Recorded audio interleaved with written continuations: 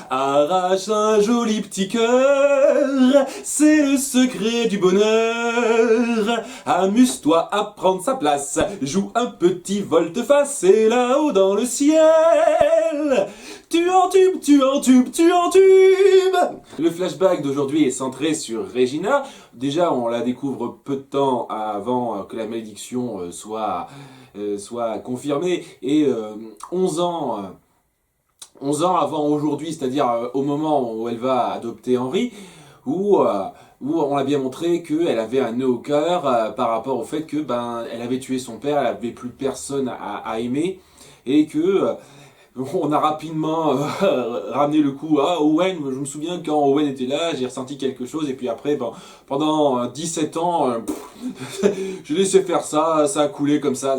C'est à nouveau le petit problème que j'avais avec cet épisode, c'était que c'était trop tôt par rapport à la résolution qu'elle prend après, quoi. Mais bon, cela étant, c'était donc un moment assez intéressant où elle se décide à adopter un enfant. Elle vient parler à Rumpelstiltskin et ils ont un échange que j'ai trouvé savoureux, c'est-à-dire où elle dit Monsieur Gold, je veux un enfant et vous devez m'aider. Désolé, ça ne m'intéresse pas. Mais pas comme ça. Bon, enfin bon, elle lui demande de l'adopter, donc je ne sais toujours pas comment il arrive à faire ça, mais il est arrivé à retrouver la trace de Henri, enfin pas Henri, on sait, c'est pas encore Henri, mais du fils d'Emma, et la manipule pour qu'elle adopte lui. Elle l'adopte, elle a un peu de mal à s'y faire, mais elle finit par s'attacher un peu plus à lui au fur et à mesure, et c'est là que malheureusement elle découvre que c'est en fait le fils d'Emma. Enfin, pas d'Emma, mais c'est-à-dire le fils de la fille de Blanche-Neige et le prince charmant. La fille qui est apparue il y a 17 ans dans une forêt, et elle fait assez vite le lien.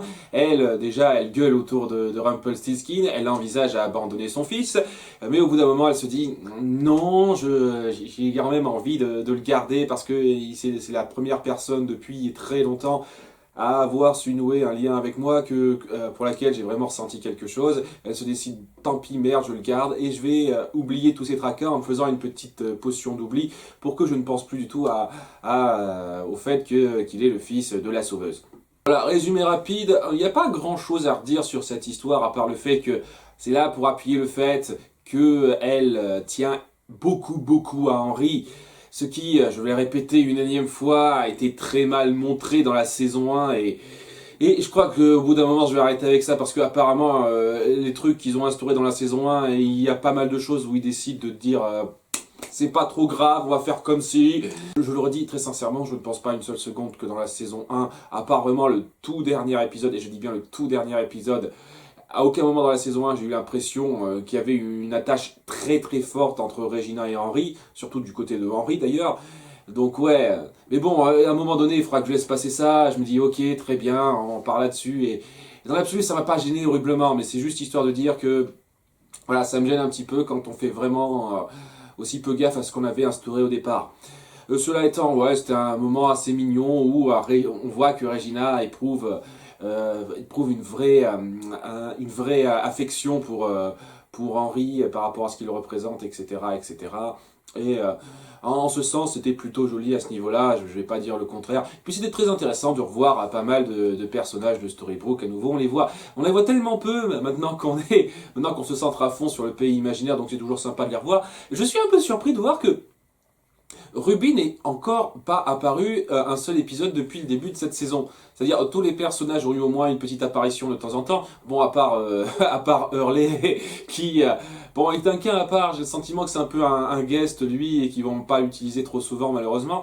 Mais voilà, Ruby ou Rouge, c'était vraiment un personnage qui était régulier, qui revenait de façon très récurrente. Et là, ouais, un peu dommage. Voilà, c'est un petit peu dommage je trouve. Cela étant, ouais, c'était plutôt mignon à ce niveau-là, c'était pas mal du tout. Ça, si on part du principe qu'il faut pas trop faire gaffe à la saison 1, c'était très touchant pour le personnage de Regina. Et j'ai particulièrement apprécié les échanges entre elle et Rumpelstiltskin qui étaient assez savoureux, notamment la réplique dont je vous ai parlé, mais même au début, quoi, on a une scène au tout début de l'épisode où c'est juste avant que la malédiction ne soit effective, où ils ont toute une conversation sur le fait que tuer son père, ça va créer un nœud pour elle un trou dans son cœur, etc. Et donc c'est assez joli et Rumpelstiltskin a très bien joué là-dessus, son côté un peu fourbe, même quand il était sous l'emprise de la malédiction apparemment, où il a dit mais je ne sais pas de quoi vous voulez parler, qu'est-ce que vous dites? Et dans le présent, au pays imaginaire, Regina est la plus dévastée par ce qui est arrivé à Henri. Et un coup de bol pour tout le monde, le fait est que le cœur d'Henri va mettre un peu de temps à déployer toute son efficacité, à s'imprégner en Peter Pan et à le rendre immortel, tout puissant, etc., etc. Donc ils ont encore moyen de le stopper avant que ça ne avant que ça ne soit effectif à 100%. Voilà, c'était sympa de le préciser que dans cet épisode-là et pas de le dire avant, hein, histoire de nous mettre un nouveau suspense tout de suite.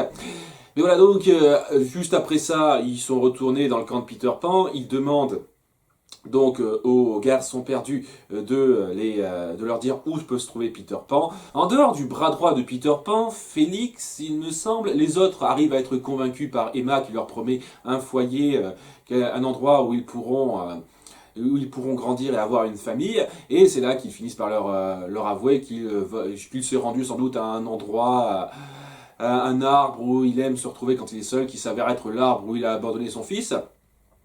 Et donc nos trois femmes héroïnes s'y rendent, c'est-à-dire Regina, Emma et Blanche-Neige, qui ne sert absolument à rien. Non, sérieusement, en fait, techniquement, même Emma ne sert absolument à rien dans la résolution de ce truc-là, mais voilà. Blanche-Neige, je l'ai vu, est venue juste histoire de dire que voilà, on va avoir notre trio de femmes, j'en sais rien. À la limite, je comprends pas, surtout pourquoi il y a si peu de personnes qui s'y rendent en fait. Je veux dire, je veux bien qu'ils mettent certaines personnes pour surveiller les enfants perdus, etc., etc., préparer le bateau pour partir et tout, mais ouais, il y avait clairement moyen d'emporter une ou deux personnes de plus. Ouais, on est quand même face à Peter Pan, quoi. Plus de monde il y aura, mieux ce sera sur le principe. Donc c'est pour ça que voilà, mais c'est bon, c'est pas trop grave, hein, c'est histoire de dire, surtout par rapport à la façon dont ça se résout. Donc nos trois femmes fortes se rendent à l'arbre et, aux surprises, Pan avait tendu un piège.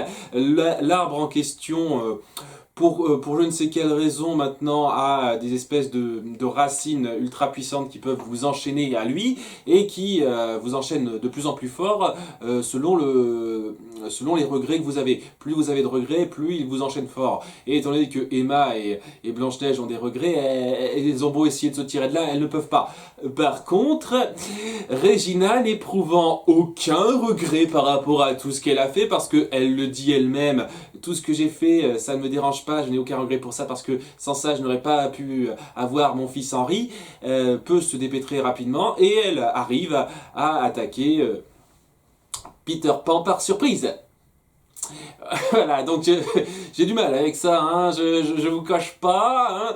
Le fait que tu aies absolument aucun regret, quand je dis absolument aucun regret de t'en être pris à tout le monde, déjà ça me pose légèrement problème, mais c'est surtout avec le fait que t'aies aucun regret d'avoir tué ton père, en gros, quoi.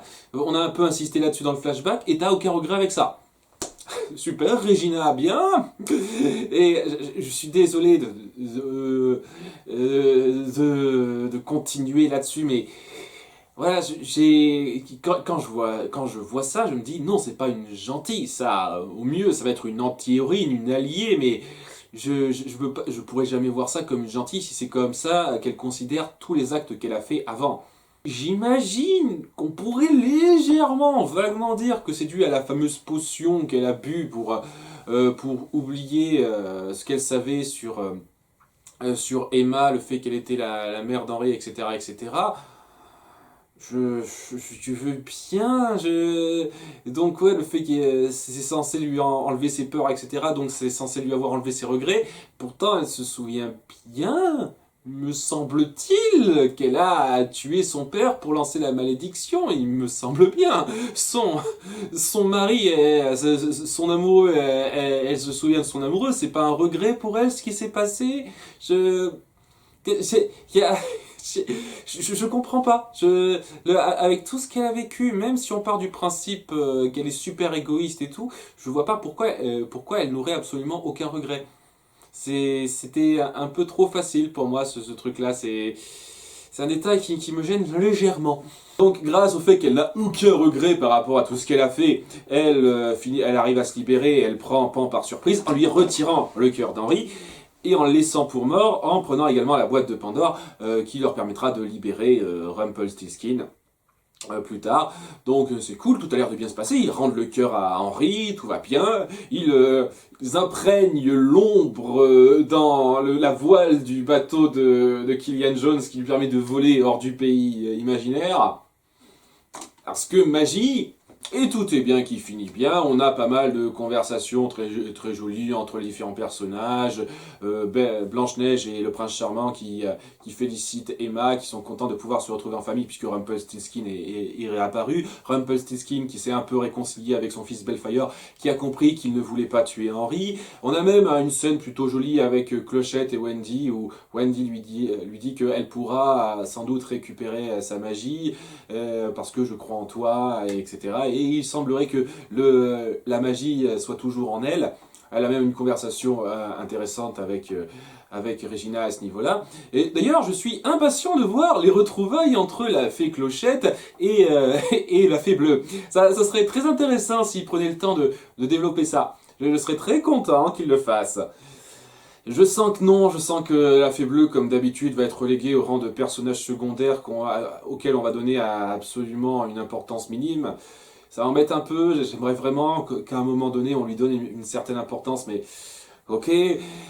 Donc voilà, tout le monde est content, tout va bien, dans le meilleur des mondes, sauf que Peter Pan n'est pas mort. Et oui, le fait d'avoir perdu le cœur d'Henri ne l'a pas tué, et au sein du bateau, quand Henri se trouve seul, parce que ouais, après ça, à la place de Regina ou d'Emma ou de n'importe qui, je laisserai Henri seul après tout ce qui s'est passé. Je veux dire, au moins à leur place, j'aurais attendu qu'on soit sorti du pays imaginaire pour rien faire, quoi, pour le laisser seul sans le surveiller. Mais bon, Peter Pan arrive, essaye de piquer le cœur, de repiquer le cœur d'Henri. Bon, Regina n'a pas été stupide non plus, elle a jeté un sort de protection pour que plus personne ne puisse s'emparer de son cœur. Mais il essaye de passer par une autre voie en commençant à piquer son ombre, mais Rumpelstiltskin a un peu vu le coup venir et il décide cette fois-ci d'enfermer Peter Pan dans la boîte de Pandore à son tour. Sauf que pendant tout ce truc-là, Peter Pan, grâce à sa magie, je sais pas, le fait qu'il tienne l'ombre de quelqu'un, ça lui permet de faire ce qu'il va faire, il arrive à échanger leur corps. Il arrive à échanger leurs âmes dans leurs différents corps, et au final, Rumpelstiltskin, qui a cru avoir enfermé Peter Pan, a enfermé Henri dans le corps de Peter Pan, et le corps d'Henri qui contient Peter Pan est toujours là, et il semble prévoir des coups fourrés avec son bras droit Félix, si je me rappelle bien, pour la suite. Donc, suspense, cliffhanger. À nouveau, je me doutais qu'un truc de genre, je m'attendais pas à ce que ce soit un échange de corps, mais je me doutais que ça allait pas être la joie, tout le monde chante, etc. au bout du 9e épisode, alors que je me doute que ça va être à peu près à la mi-saison que cet arc va se terminer. Donc ouais, c'est plutôt cool comme finale, avec de l'action assez sympathique. J'ai trouvé un peu dommage certains trucs qui ont été amenés, un peu faciles, notamment par rapport à Regina qui dit qu'il n'a aucun regret juste pour ce truc-là. Et certaines autres petites choses, ci et là, mais globalement, c'était vraiment un épisode bien sympathique, assez épique, qui suivait bien ce que pouvait promettre le final de l'épisode suivant. Donc ouais, c'était assez cool sur le principe, et ça me laisse me demander qu'est-ce que va faire Peter Pan maintenant il va plus être au pays imaginaire, et qu'il va devoir se faire à être à Storybrooke. Quel coup fourré il va faire durant ces quelques derniers épisodes où il va être l'antagoniste. Donc je suis très impatient de voir ça. C'était un bon épisode avec des moments d'action et des moments émotion très correctement faits. Je suis impatient de voir la suite. À bientôt pour l'épisode 10. Au revoir!